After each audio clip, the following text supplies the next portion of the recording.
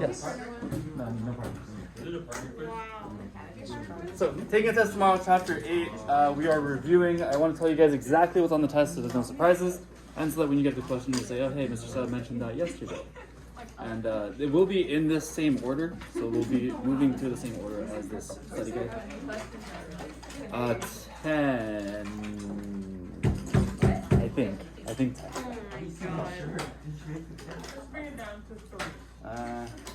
Tell us which sections and find the question in. No, but it will be in this order.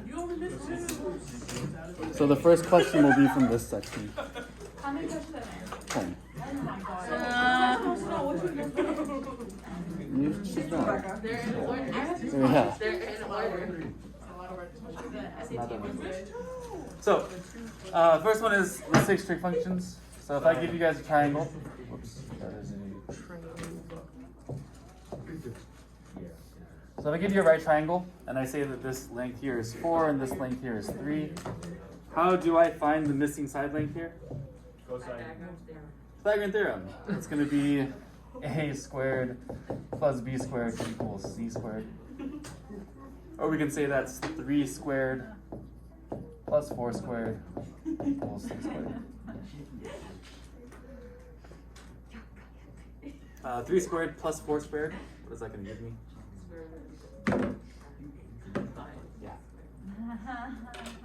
So 3 squared is 9, 4 squared is 16, 9 plus 16 is...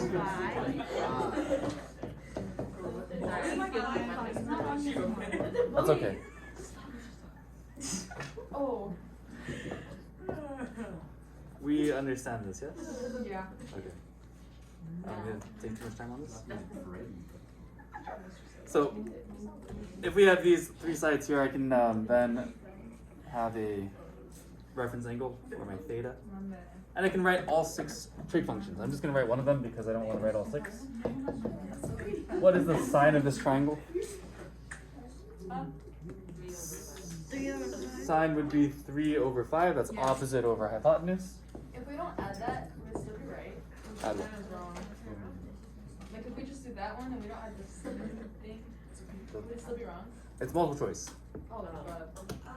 Okay, but like if we have to show where like platform It's fine. Yeah. Is the theta already going to be on there? So like overlap. Yeah, I will place the theta because then it wouldn't make sense. Yeah, I was like multiple choice. So okay, it's just show you work, right? And I just add the first chunk and I don't add the sin thing. That's fine. Is it wrong? No. Okay, good. You will need to be able to evaluate all 6 of these. I'm just doing one of them for the sake of time. Oh. But you guys should know all 6 of them.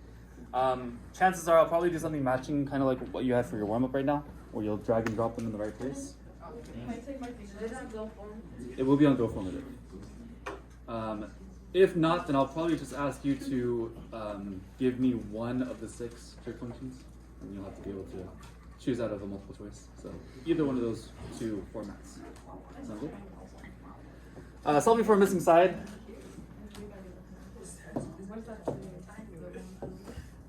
If I have a right triangle, let's say that this angle here is 25 degrees. And if I want to solve this triangle, if I want to solve for my missing piece here, what trig function can I use? No. Yeah. No, it's Yeah. So I could use sine, because sine does deal with opposite and hypotenuse. But when I write out my sine function, my variable's in the wrong spot. So I can use my inverse, and I can use cosecant. And I can write cosecant of 25 is equal to my hypotenuse over my opposite side. If I want to use sine, that's okay too. If you use sine, you'll just have to take a few more steps to solve. And how do I solve this? Yeah, multiply 6 on both sides. And remember that we can't type cosecant in our calculator, so we'll do 6 times 1 over sine. Yes.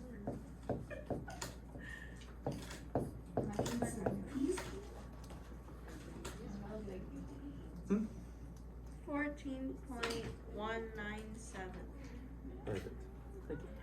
round it to? It's again multiple choice, so you guys can choose from the answers provided. But right now, how much do we round? Just make it. 2. 2, okay. What was the answer? 14.1? 14.2. Good. Questions on this? First two ones are fairly simple, right? It's just 2 pages. That's a lot of pages. Not 2 that many pages. pages. Not that bad. Okay, moving on. Angles and radian measures. Be able to convert between the two.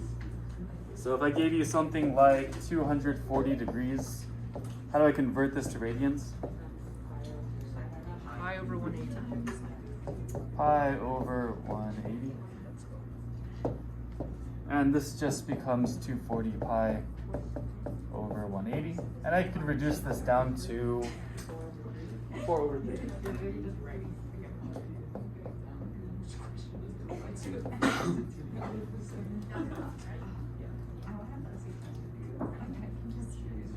See me start falling, man. This is just gonna see it.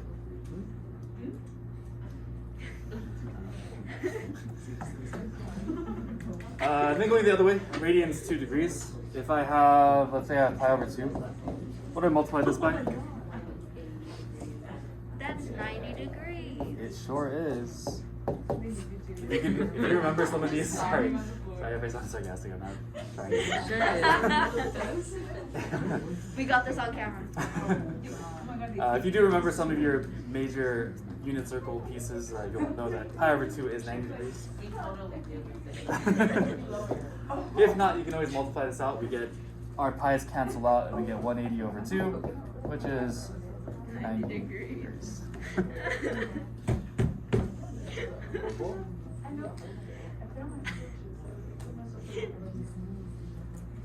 in pain. Does it make food grow? Huh? Does it make food grow? These ones are fairly straightforward, hopefully. Also, finding arc lengths and areas of sectors. So, our equation for arc length is going to be r times theta, or r times my angle measure. And the area of a sector is going to be, good, 1/2 times r squared times theta.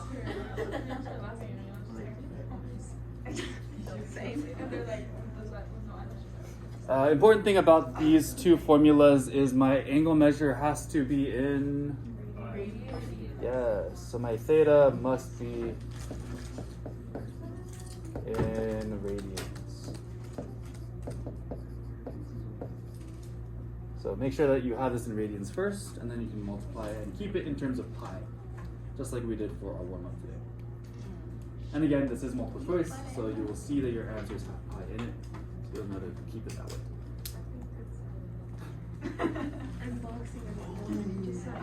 I'm literally Questions so far?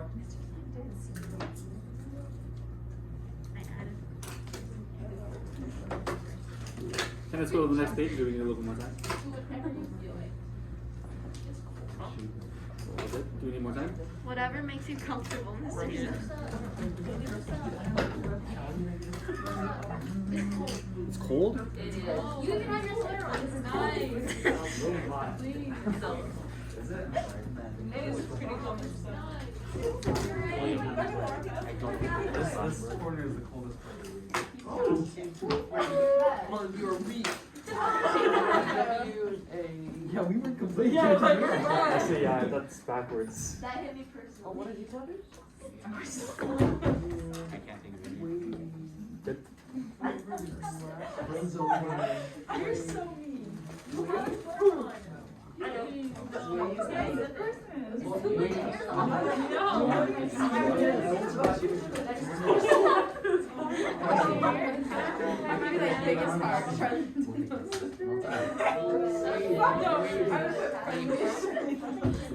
I'll go back. Everybody, Mr. Such waiting. Exactly.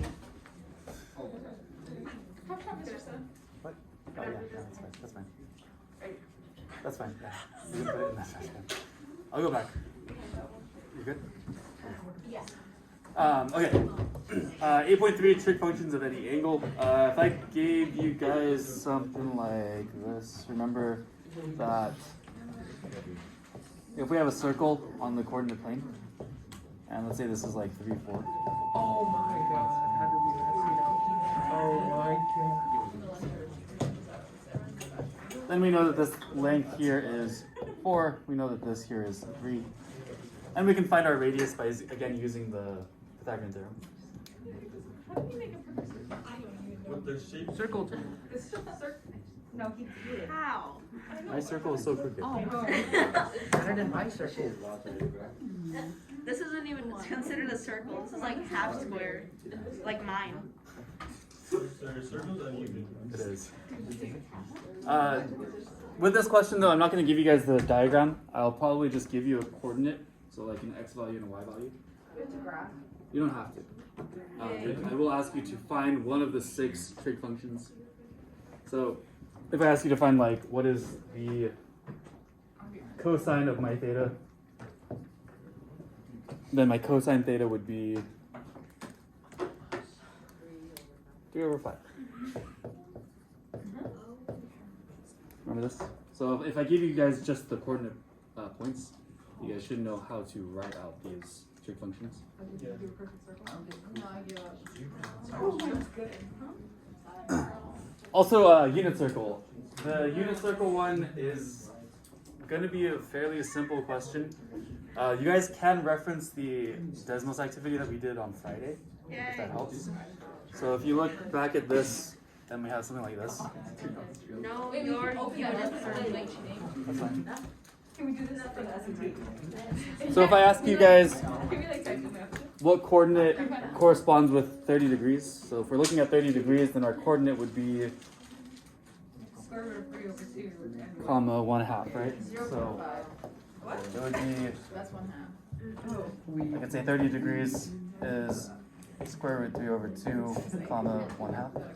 I have to convert them into decimals. So it should be a kind of a freebie because you're just kind of looking at that chart. Not bad. Questions though for the SAT? Alright. Good. Okay. Graphing sine, cosine functions. I won't have you guys actually graph these out by hand because again we have Desmos and Desmos does everything for us, which is nice. But I will ask you guys what is our amplitude and what is our period. So you should be able to figure that out if I give you an equation. Remember that our equations look like this. And if I have something like this, then what is my amplitude based off of? Yeah, my amplitude equals A. And the period is, I believe it's 2 pi over B. Yeah, 2 pi over B.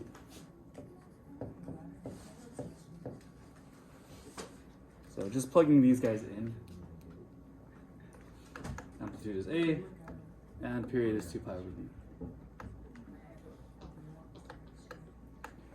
We should also be able to identify transformations. So if I give you guys something like this, y equals a cosine b x minus h, okay. A and b value both tell me if I have a stretch or shrink. So a and b is stretch or shrink. Remember that A value is a vertical stretch, vertical shrink. B value is horizontal stretch and horizontal shrink. And our B value, we need to flip that before we identify our number. The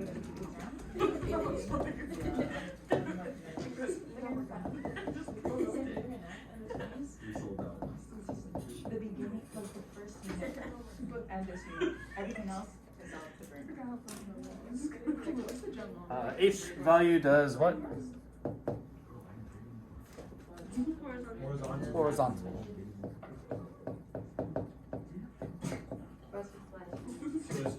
And my sign is going to switch here. Where's my H value? inside the parentheses. H value is always inside the parentheses. What are you talking about? H value is inside the parentheses, K value on the outside the parentheses. Thank you. And K is going to be vertical movement. Critical. Or up or down.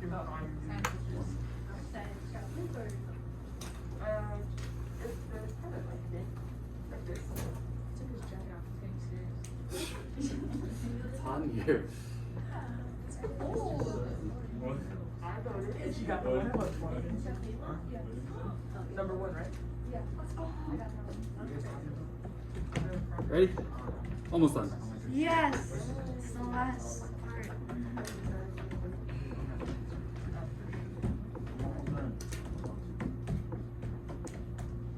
Cool, cool. Alright, and the last little bit is going to be graphing tangent functions. Really, the only thing I want you guys to be able to identify here is our asymptotes. So if I give you a tangent function, then just tell me what the asymptotes are. Remember that with tangent, it's going to be y equals a tangent b of x, and the asymptotes are going to be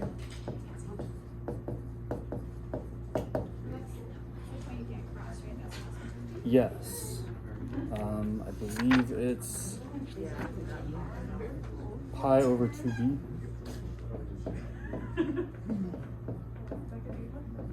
So that's plus or minus pi over 2b.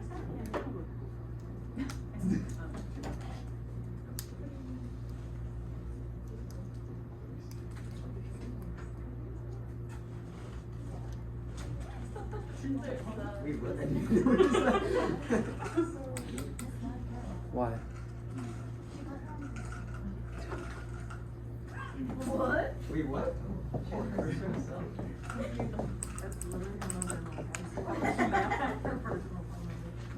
Well, why would you fight a Greek then? Yeah, Like, exactly. yeah. I know, she does her in school.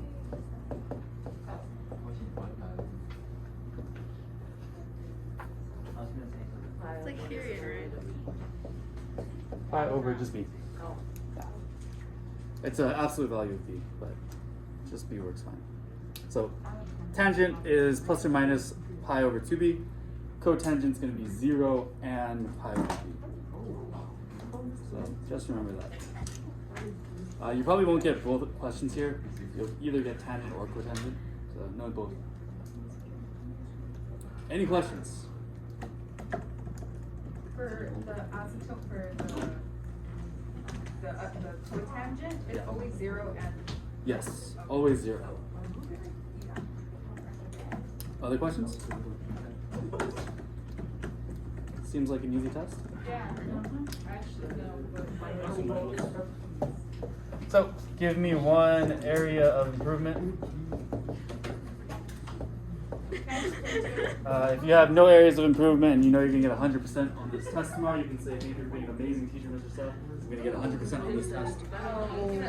I think the first